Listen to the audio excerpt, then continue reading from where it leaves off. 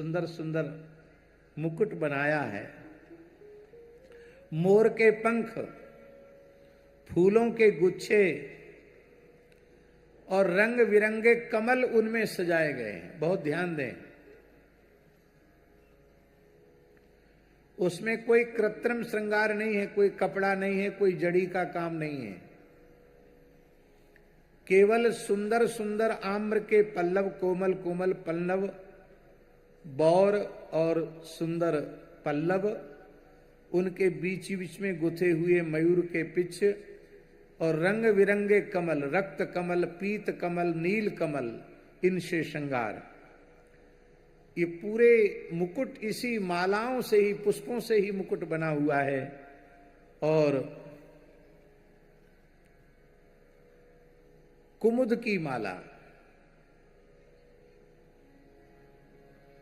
श्वेत पुष्प की माला धारण किए हुए हैं। श्याम सुंदर श्री कृष्ण, उनके श्याम श्रीअंग पर पीतांबर की बड़ी अद्भुत शोभा हो रही है। और तपे हुए स्वर्ण के समान गौर जो श्री बलभद्र जी हैं, उनके श्रीअंग पर नीलांबर फहराने लग जाता है। तो अरी सखी श्याम सुंदर के श्रीअंग पर पीतांबर और श्री दाऊजी के श्रीअंग पर जब नीलांबर फैलाने लग जाता है, तब उनका वेश और भी विचित्र लगने लग जाता है। मध्य विरे जतुरलम पशुपाल गोष्ठ्याम, ग्वाल वालों की गोष्ठी में वो दोनों बीचों बीच जब बैठ जाते हैं और अरी सखी अपने अधर पर बंसी पधरा करके दोनों मधुर तान छेड़ देते हैं। यहाँ केवल ठाकुर जी बंसी नहीं बजा रहे हैं, बलदेव जी भी बंसी बजा रहे हैं। दोनों ही मधुर तान, क्योंकि द्विवचन का प्रयोग है, दोनों मधुर तान छोड़ देते हैं। तो अरी सखी ऐसा लगता है रंगे यथा नटवरऊ क्वच गाय मानव, ऐसे लगता है कि दो चतुर नट रंगमंच पर अभिनय कर रहे हों। और अरी सखी उस समय उनकी शोभा कितनी होती है, हम उसका वर्णन नहीं कर सकती हैं। कैसे वर्णन करें? जो आंख देख रही है वो बोल नहीं सकती, और जो जिह्वा बोल रही है वो देख नहीं सकती। क्या करें? अब देखिए, बंसी तो गिरिराज जी की तलहटी में बज रही है, गोपियां घरों में बैठी हैं, लेकिन वो बिल्कुल उसी लीला का निकट से अनुभव कर रही हैं। ये है गोपियों का दिव्य प्रेम। आगे के छंद में गोपियां कह रही हैं कि अरी सखियों, ये जो वेणु है ना, ये हमारे साथ बड़ा अन्याय कर रहा है।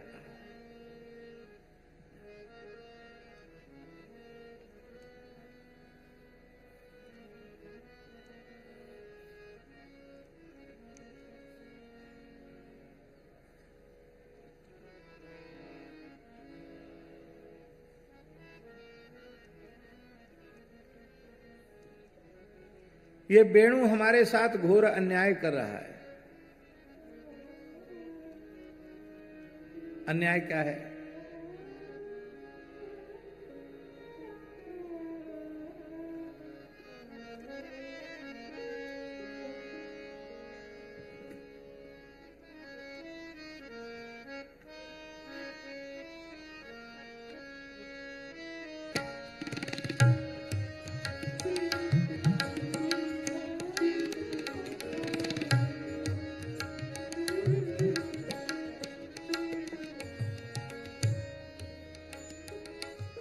इस वेणु का अन्याय क्या है?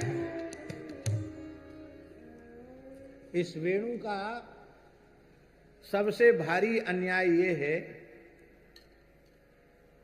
देखो अन्याय क्या है? अन्याय की परिभाषा समझो। किसी का हक छीनना, किसी के अधिकार को छीनना, किसी के अधिकार का हनन करना, ये सबसे बड़ा पाप है।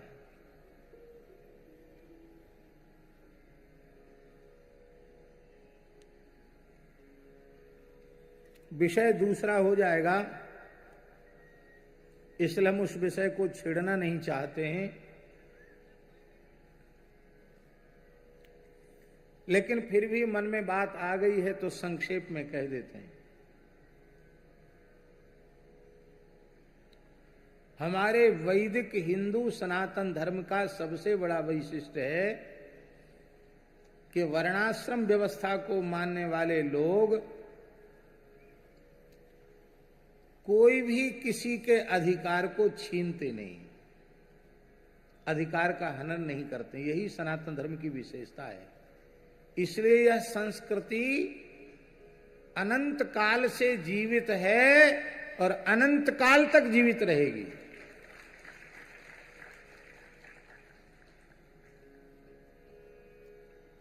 मोटे रूप में देख लो,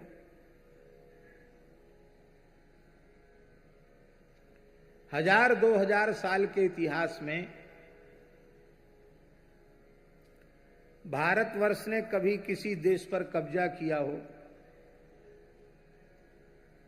उसके अधिकारों को कुचल दिया हो और बलपूर्वक कब्जा कर लिया हो, लूट खसोट की हो, अथवा तलवार की नोक पर धर्मांतरण किया हो, एक भी प्रमाण कोई प्रस्तुत कर पाएगा?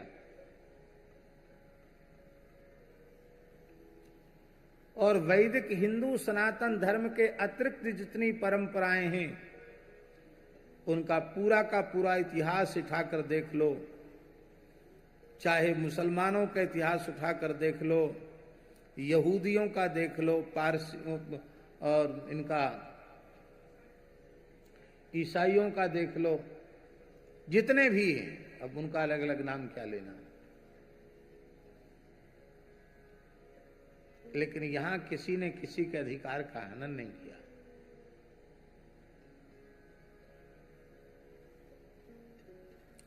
वर्णाश्रम व्यवस्था जो नित्य सिद्ध अनाद्य पौरुषेय वेदों के द्वारा प्रतिष्ठापित है, उसको यदि हम लोग ज्यों का त्यों माने तो कोई भी मनुष्य रोजी रोटी से हीन नहीं है, वंचित नहीं है। सबको अपने जन्म से ही व्यवसाय मिला हुआ, काम मिला हुआ।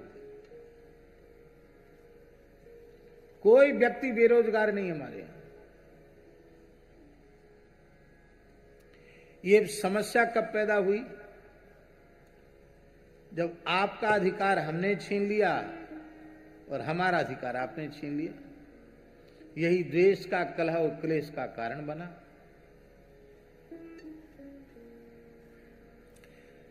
तो सबसे बड़ा अन्याय है किसी दूसरे का हक छीनना।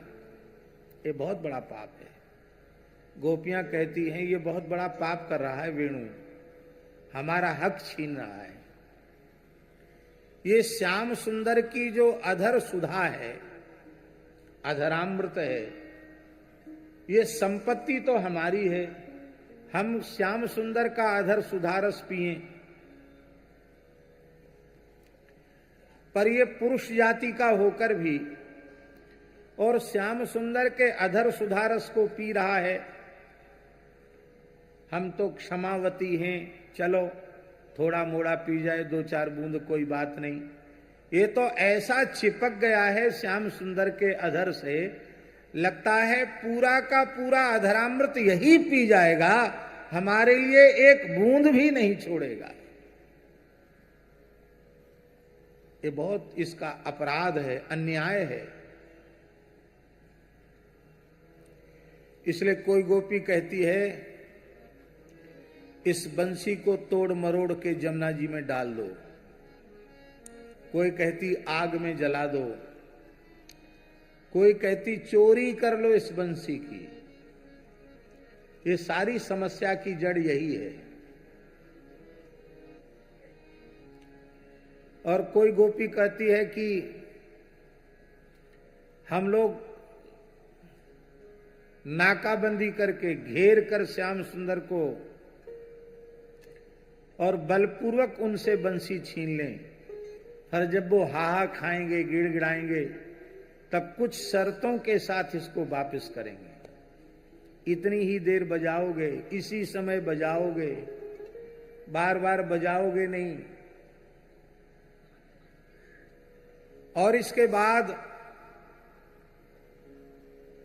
फिर थोड़ी देर के लिए उनको बंसी बजाने देंगे। अरे सखी, इस वेणु का ये कितना आदर करते हैं, कितना आदर करते हैं। कर कमल का पलका बिछा देते हैं। ये हाथ ही कमल हैं, हस्त कमल का पलका बिछा देते हैं। पलका समझते हैं ना, पलका जिस पर पौधा जाता, पलंग। हस्त कमल का पलंग बिछा देते हैं। और पलंग बिछा करके, कर कमल का पलंग बिछा करके इसको सुला देते हैं ऐसे।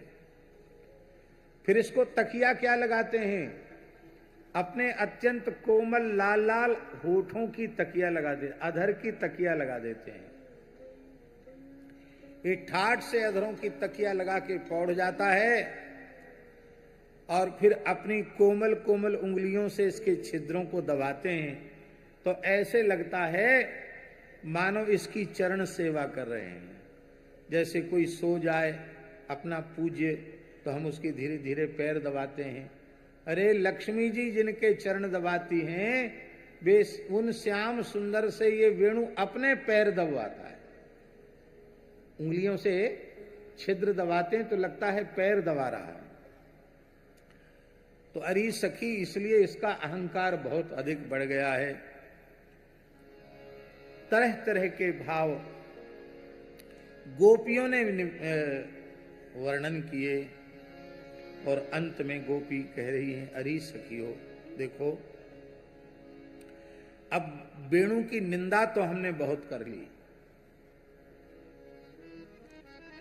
ये पुरुष जाति का होकर हम ब्रजांगनाओं के सर्वस्वभूत अधरामृत का पान कर रहा है, अनधिकार चेष्टा कर रहा है, ये अधिकारों का हनन कर रहा है, ये अच्छी बात नहीं है। ये बात तो हम लोगों ने कह दी, लेकिन अब हमें सावधान हो जाना चाहिए। किस किस बात से सावधान? तो गोपियां कह रही हैं, जो व्यक्ति किसी के उत्कर्ष को देख करके जलता है, भीतर भीतर ईर्ष्या करता है, वो व्यक्ति श्याम सुंदर को प्रिय नहीं। तो इस वेणु के सौभाग्य को देख करके किसी की उन्नति देखो, उत्कर्ष देखो, तो मन में खुशी होनी चाहिए। बहुत अच्छी बात है, बहुत उन्नति की, बहुत विकास किया। ये थोड़े ही कि किसी की उन्नति देख के दिन रात जलने लग जाओ। ये जलना अच्छा काम नहीं है।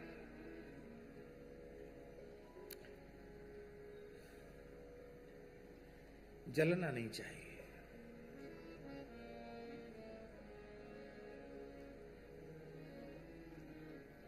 दो चीजें भगवान को प्रिय नहीं। कौन चीज? तीन चीजें। जरन खुदी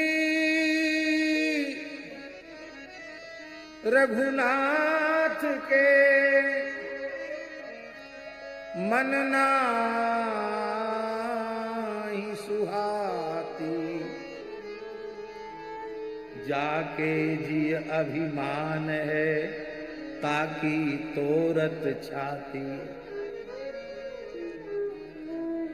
जलन, दूसरों की उन्नति को देखकर जलना। और खुदी, खुदी माने बहुत से लोगों का स्वभाव होता है, देना लेना एक फूटी कौड़ी नहीं। और जहां कहीं कोई अच्छा काम हो रहा हो, बोले मैं था ना वहां, इसलिए हो रहा था। ऐसे बहुत से लोग होते हैं। हर चीज का श्रेय खुद लेते हैं। मैंने ऐसा कर दिया, मैं वहां था, मैं वो, मैं। हर चीज की सफलता का श्रेय स्वयं लेना, ये भी भगवान को प्रिय नहीं है। आपके जीवन में कोई सफलता प्राप्त हो रही है, किसी भी काम में आप विफल नहीं हो रहे हैं, फेल नहीं हो रहे हैं, हर काम में आप सफल हो रहे हैं, तो उसके लिए आप अपने माता पिता को धन्यवाद दो, अपने पूर्वजों को धन्यवाद दो, देवी देवताओं को धन्यवाद दो और परम पिता परमेश्वर को धन्यवाद दो, जिसने हमें इतनी अच्छी सद्बुद्धि दी कि हम सब काम में आगे बढ़ रहे हैं। ये थोड़े कि अपनी पीठ खुद ही ठोकने लग जाओ, वाह जी वाह, हमसे बड़ा कोई नहीं, हमने ऐसा किया, हमने ऐसा किया, हमने ऐसा किया।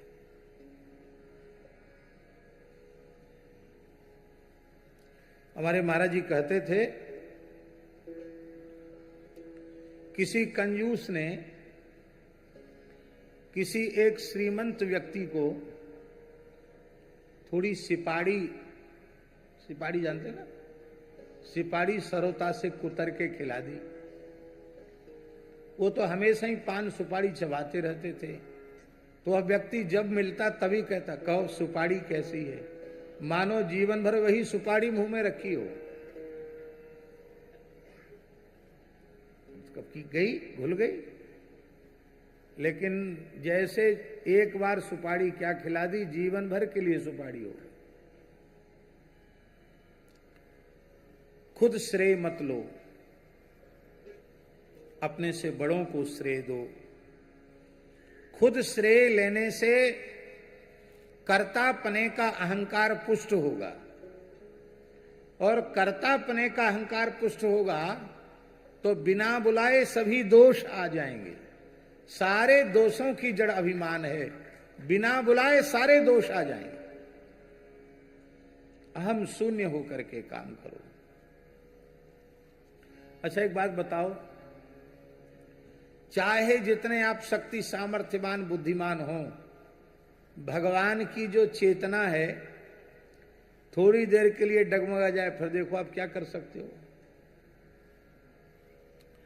लोग न जाने कितने कितने महीनों तक वेंटिलेटर पर पड़े रहते हैं, इसके बाद प्राण त्यागते हैं। क्या कर सकते हैं आप? कुछ नहीं कर सकते हैं। इसलिए श्रेय भगवान को दे। भगवान ने स्वयं सिखाया, खुद श्रेय मत लो। लंका विजय का श्रेय किसका था? लंका विजय का श्रेय राम जी को था। राम जी ना होते तो त्रिलोक विजयी रावण के ऊपर विजय प्राप्त हो सकती थी क्या?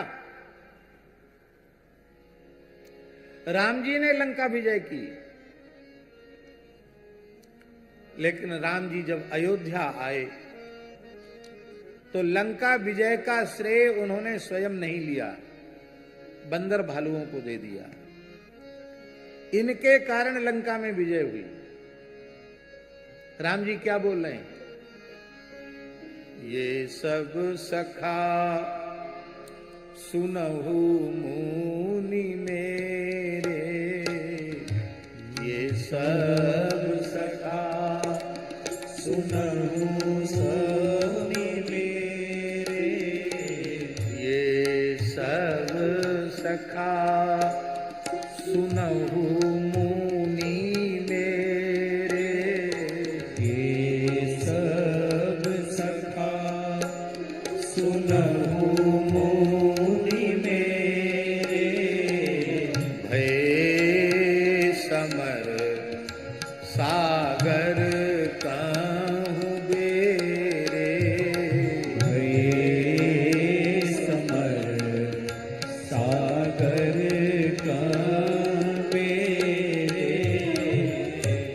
राम जी ने कहा, हे गुरुदेव वशिष्ठ जी महाराज, ये जितने बंदर भालू हैं ये मेरे मित्र हैं। ये लंका युद्ध में जहाज बन गए। जैसे जहाज में बैठा हुआ व्यक्ति सहज ही समुद्र को पार कर लेता है, ये तो जहाज के समान हमारे सहयोगी हुए। ये न होते तो लंका विजय न होती। बंदर भालुओं के मन में आया, वाह जी वाह, बंदर भालू लंका विजय करेंगे। चलो कोई बात नहीं, राम जी कह भी रहे हैं तो किसी अंश में तो सत्य है। राम कृपाबल पाए कपिंदा भयु पच्छजुत मनहु गिरिंदा। तो राम जी की कृपा बल पाकर हम लोगों ने कुछ एक एक राक्षस पर 100-200 बंदर चिपट पड़े, उसकी चीड़ फाड़ कर दी, यहां तक तो ठीक है। पर मेघनाद, कुंभकर्ण, रावण, देवांतक, नरांतक, महोदर, अतिकाय, अकंपन आदि जो महा असुर थे, ये जो महा असुर थे,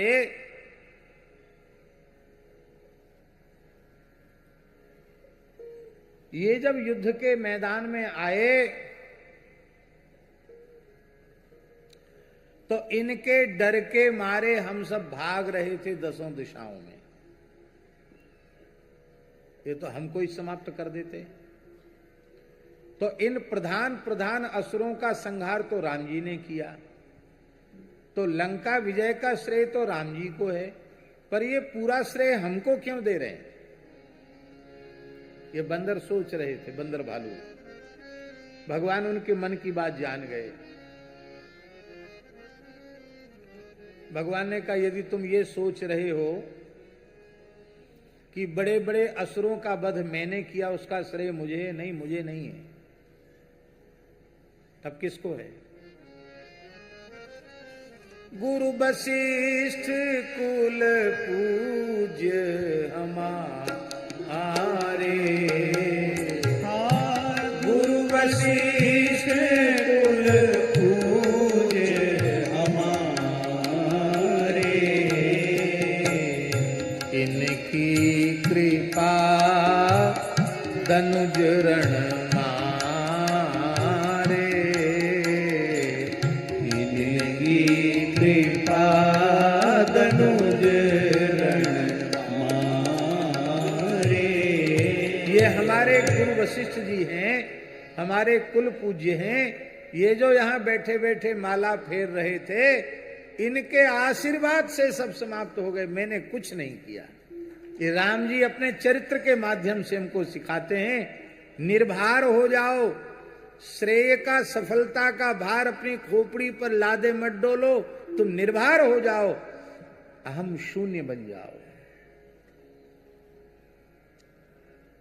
खुद ही प्रिय नहीं है, ईर्ष्या प्रिय नहीं है, और जिसके हृदय में अहंकार है उसकी छाती भगवान तोड़ देते हैं। किसी भी प्रकार का अहंकार,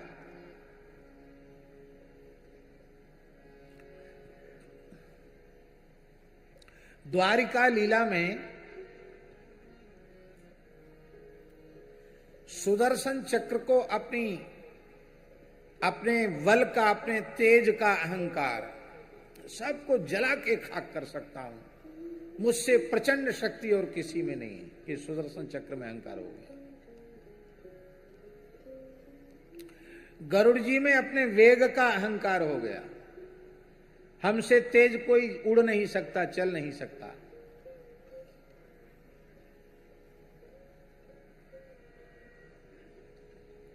और एक बड़ी विशेष बात,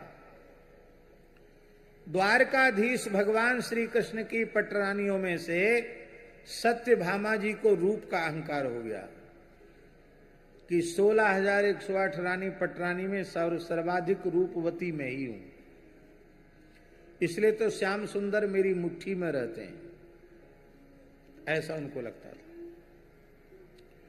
ठाकुर जी ने देखा ये तो बहुत गड़बड़ बात है, हमारे आसपास रहने वाली मूछ पर ताव देकर घूम रहे हैं, ये तो हमको बिल्कुल पसंद नहीं है। तो ठाकुर जी ने गरुड़ जी से कहा कि तुम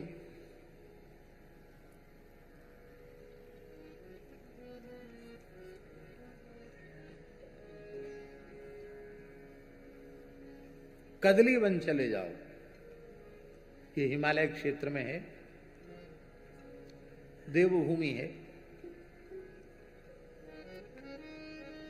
वहां एक बानर श्रेष्ठ हैं, उन्होंने रामावतार में बहुत हमारी सेवा की है। उनका नाम है श्री आंजनेय हनुमान जी महाराज। उनको तत्काल दौड़कर जाओ और उनको कहो कि तुम्हारे स्वामी ने तुमको याद किया है, बुलाया है। और देखो, ये मत कहना द्वारकाधीश श्री कृष्ण ने याद किया है, ये कहना तुम्हारे स्वामी प्रभु श्री रामचंद्र जी ने तुम्हारा स्मरण किया है।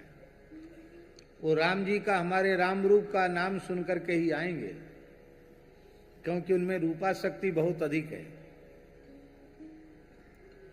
देखो, देर ना हो जाए, उनको जल्दी से लेके आना है। गरुड़ जी बोले, महाराज मैं तो बहुत तेज उड़ने वाला हूं, एक क्षण में गया और एक क्षण में आया, उड़े गरुड़। इधर भगवान ने सुदर्शन चक्र को कहा कि तुम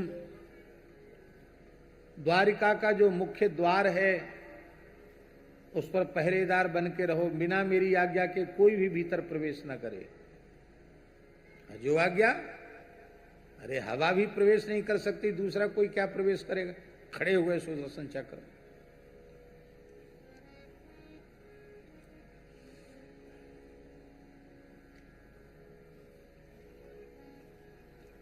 गरुड़ जी गए, बोले तुम्हारे प्रभु श्री राम तुम्हें याद कर रहे हैं, तुमको बुला रहे हैं। तो हनुमान जी समझ गए ठाकुर जी क्या लीला कर रहे हैं। बोले ठीक है, तुम जाओ, कह देना कि वो आते हैं, जाओ तुम जाओ। अरे बोले कहां कदली बन है देवलोक की सीमा में, हिमालय में जहां मनुष्य की गति नहीं है, यहां से द्वारिका पूरे पश्चिम में है। कितने महीने लग जाएंगे, कितने दिन लग जाएंगे तुमको चलने में। मैं बहुत वेगवान हूं, मेरी पीठ पर बैठो, चलो। हनुमान जी हंसने लगे। अरे बोले तुम हमारा वजन ढो नहीं पाओगे, हमको लेके उड़ नहीं पाओगे, जाओ जाओ, हम पीछे से आ जाएंगे। कि नहीं नहीं नहीं, चलना पड़ेगा, कहा सुनी हो गई।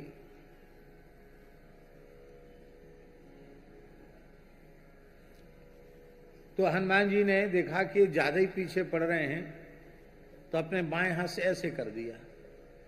ओ जाने कितनी दूर जाके गरुड़ जी गिरे। अरे भाई बहुत बलवान है भाई, ऐसे सहज भाव से बाएं हाथ से हटा दिया।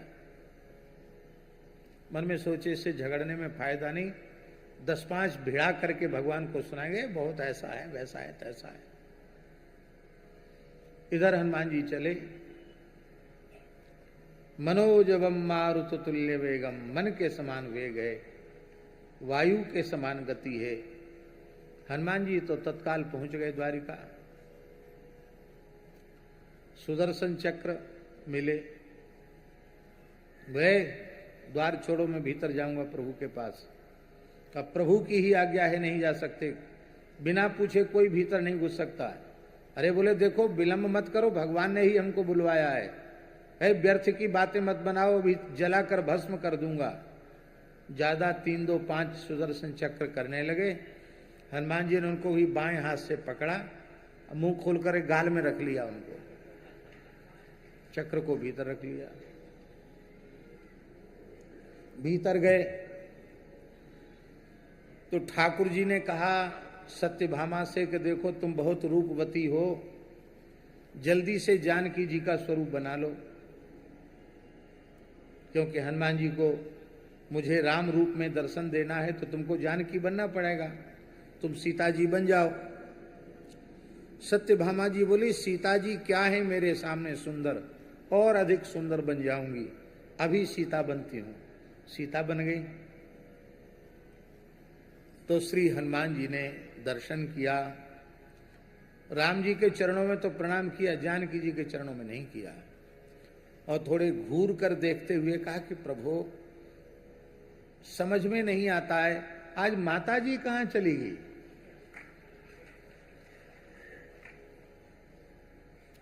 आपने माता जी के स्थान पर किस दासी को बिठा रखा है? ये तो माता जी का स्थान है, इस पे दासी की शोभा नहीं, माता जी की ही शोभा है। बेचारी सत्यभामा जी एकदम लज्जित होकर उठ के चली गई। तब तक गरुड़ जी शिकायत लेकर हाँफते हुए, देखा यहां तो सब खेल हो गया। तब श्री ठाकुर जी ने कहा, सत्यभामा के रूप का गुमान, सुदर्शन चक्र की शक्ति का गुमान और गरुड़ जी के गुमान को हरने के लिए हमने अहम शून्य महात्मा हनुमान जी को याद किया था। क्योंकि मैं अपने आश्रित के सारे दोष सहन कर लेता हूं, पर अपने आश्रित में अहंकार सहन नहीं। आपको त्याग तपस्या का अहंकार भी है तो नीचा देखना पड़ेगा।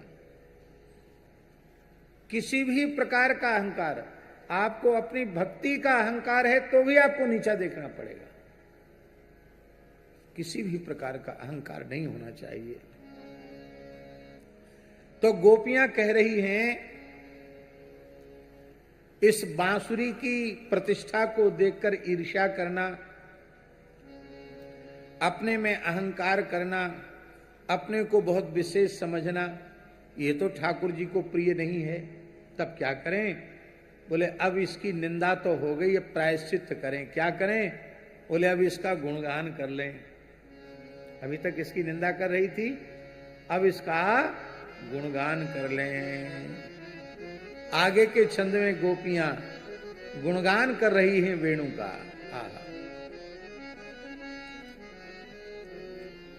गोप्यः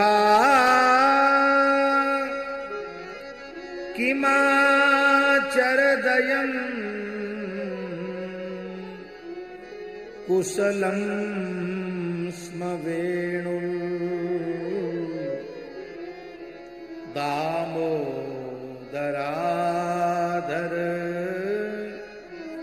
सुधामपि गोपिकानां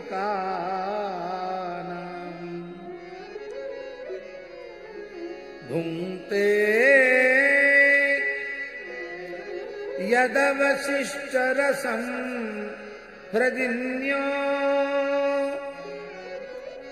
हृष्यत्वचोऽसु मुमुचुस्तरवो यथार्याः हृष्यत्वचोऽसु मुमुचुस्तरवो यथार्याः।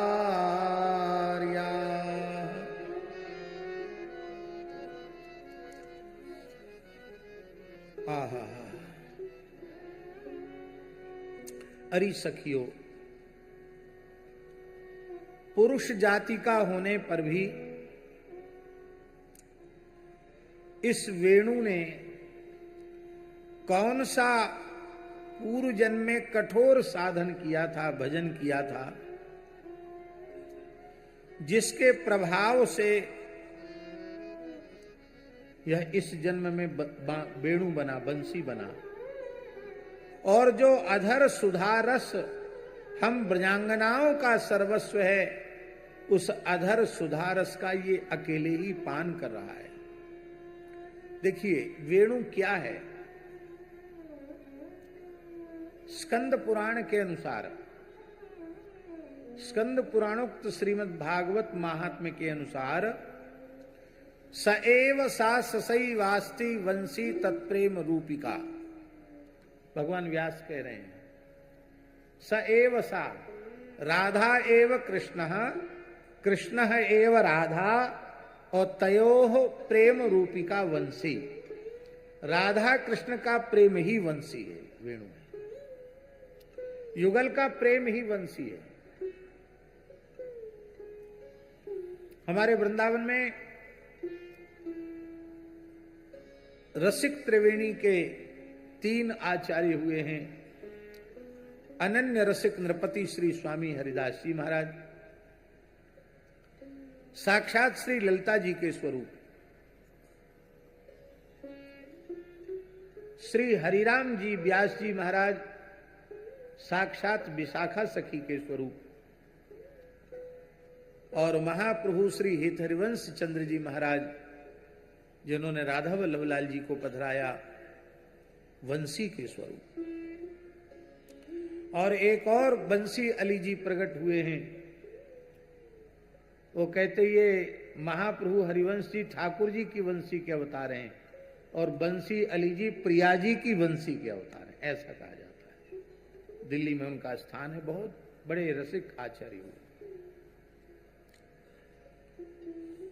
उपनिषद में लिखा है वंशस्तु भगवान रुद्र, भगवान रुद्र ही वेणु हैं भगवान की, शिवजी ही बंसी बने हुए। अरे सखी देखो इसने कितनी कठोर तपस्या की।